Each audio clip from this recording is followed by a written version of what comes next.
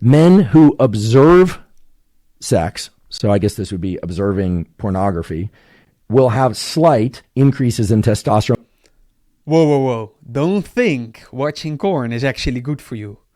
When people participated in sex, they actually did this study where people had blood draws and they had real sex with their partners, and they had 70% increases in testosterone.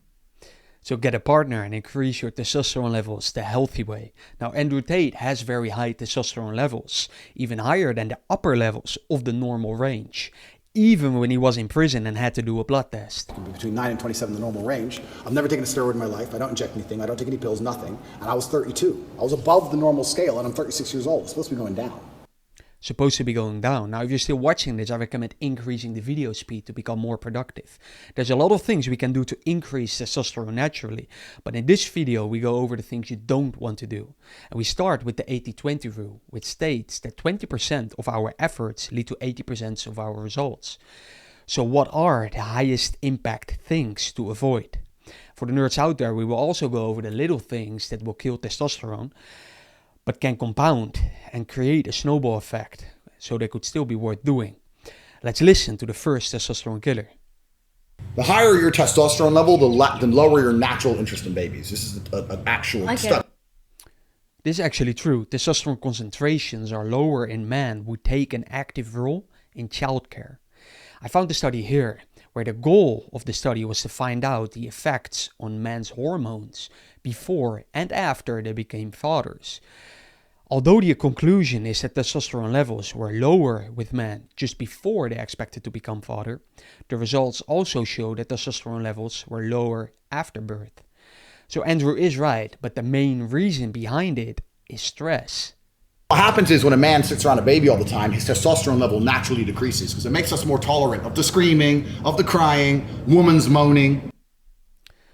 But then you maybe ask, Jordan, how bad is stress? Is it actually part of the 80-20 rule? Yes, it directly kills testosterone production at the source and can reduce your levels by 15%. So don't become a second mother.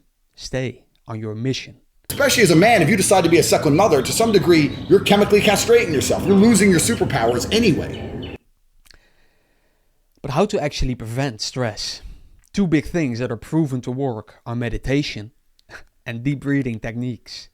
Number 2 on the list, and it's even more important than to avoid stress, it is alcohol.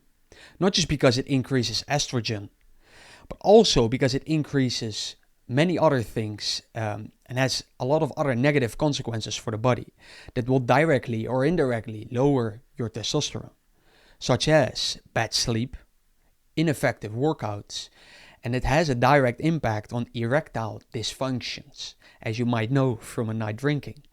So avoid alcohol. Talking about workouts, let's listen, not to Andrew Tate, but Andrew Huberman. Bad habits that aren't doing with your testosterone. Okay, get the morning light, avoid bright light in the evening, late at night and throughout the night. Train hard for 45 minutes to 60 minutes, 2 to 4 times a week.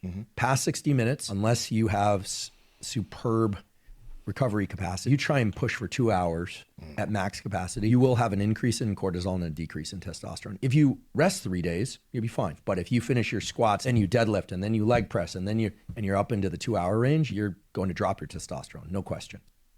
No question. Now, I consider avoiding blue light part of the little things, but avoiding poor rest is part of the 80-20 rule. So don't train longer than 60 minutes at full capacity and recover like Khabib to stay at your top. What is this recovery? Yeah. A lot of people call it like massage, strain, supplements. For me, recovery is sleep. Number 4 on the list is a poor diet. Avoid it. If you went on a low-fat diet, subcaloric low-fat diet, it's a form of nutritional castration, basically. Yep. And some people require more fat than others, but that is absolutely deadly to the reproductive system. If you increase your fat, in particular saturated fats, the vegan community is pretty angry with me right now because I said, sin of all sins, I said that I eat butter. I like grass-fed butter. I don't eat chunks of it. I eat a little bit of it. And there's a video on the internet saying, he's bad advice. My blood lipids are great, thank you. and sometimes I put it on a vegetable. But I never said to consume butter in large amounts. Dietary dietary cholesterol is vital for hormone production. And for me, butter, red meat from good sources is wonderful. Other people, they don't want to ingest those, and eggs are really good. People are big on fish and omega-3s, but some amount of saturated fat is good. If you put your saturated fat to 0, your testosterone will drop. There's no question about it. No question about it. So you can eat less carbohydrates, but make sure you get your protein and healthy fats. At all costs, avoid trans fats. Now let's talk about mint. If you're a man and you brush your teeth with mint toothpaste every day, here's what happens. A scientific study done in 2004 showed that consumption of mint decreases natural testosterone production.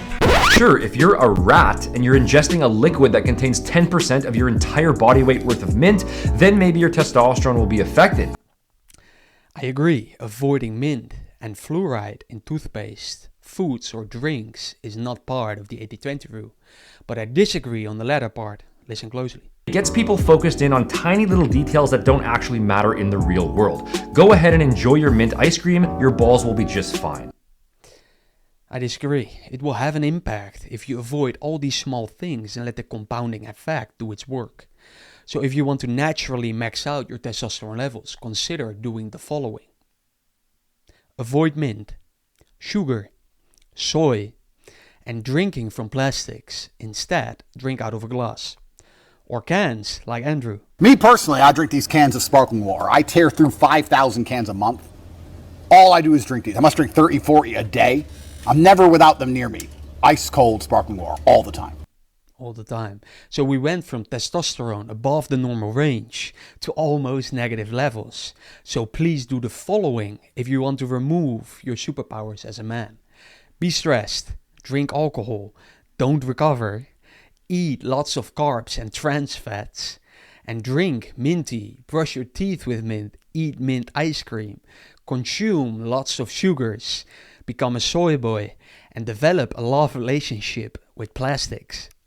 And for those of you who wonder if weed lowers your testosterone, it does on animals, but not on humans, at least according to the studies I found. That being said, I would still highly avoid it for other reasons. Now remember, I'm not a doctor. I'm a 7-figure entrepreneur on a self-development journey, just like you. Start living your life like it is a documentary, because it is. Someone is just not filming you yet. And that's a wrap for this video. But I've linked to another interesting video in the description. And subscribe to see this channel blow up.